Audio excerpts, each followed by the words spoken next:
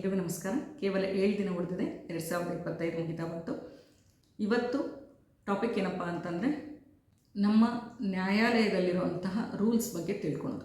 Okay, so know your loss ಅಂತ. ಇದರಲ್ಲಿ ಏನು ಮಾಡಬೇಕಪ್ಪ ಅಂದರೆ 2025ರಲ್ಲಿ ನಿಮಗೆ ಎಷ್ಟೊಂದು ಲಾಸ್ ಗೊತ್ತಿರ್ಬೋದು, ಅಥವಾ ನ್ಯಾಯಾಲಯದ ರೂಲ್ಸ್ ಏನಿದೆ ಅಂತ ನಿಮಗೆ ಗೊತ್ತಿರ್ಬೋದು. ಸೊ ಅಂಥವನ್ನು ಪಟ್ಟಿ ಮಾಡಿ. ಅಟ್ಲೀಸ್ಟ್ 7 ಲಾಸ್ ನಿಮಗೇನು ಗೊತ್ತಿದೆ ಅವನ್ನು ಪಟ್ಟಿ ಮಾಡಿರಿ. ನಿಮಗೇನು ಗೊತ್ತಿದೆಯೋ ಅದೇ ಸಂಪೂರ್ಣವಾಗಿ ಕರೆಕ್ಟಾಗಿರಬೇಕಿಲ್ಲ, ಅಥವಾ ನಿಮಗೆ ಅದ್ರ ಬಗ್ಗೆ ಸಂಪೂರ್ಣ ಮಾಹಿತಿ ಇರಲಿಕ್ಕಿಲ್ಲ. ಸೊ ನಿಮ್ಮ ಫ್ರೆಂಡ್ಸ್ ಜೊತೆನಾದರೂ ಡಿಸ್ಕಸ್ ಮಾಡಿ, ಅಥವಾ ಮೊಬೈಲಲ್ಲಿ ಅಥವಾ ಇಂಟರ್ನೆಟ್ಟಲ್ಲಿ ನೋಡಿ ತಿಳ್ಕೊಳ್ರಿ, ಅಥವಾ ಲಾಯರ್ಸ್ನ ಭೇಟಿ ಮಾಡಿ ತಿಳ್ಕೊಳ್ರಿ. ಅಂದರೆ ಈ ಏನು 7 ಲಾಸ್ ನೀವೇನು ಪಟ್ಟಿ ಮಾಡಿದ್ದೀರಾ ಅದ್ರ ಬಗ್ಗೆ ಕಂಪ್ಲೀಟ್ ವಿವರಣೆನ ತಿಳ್ಕೊಳ್ಲಿಕ್ಕೆ ಪ್ರಯತ್ನ ಪಡಿ. ಇದು ಇವತ್ತಿನ ಟಾಸ್ಕ್.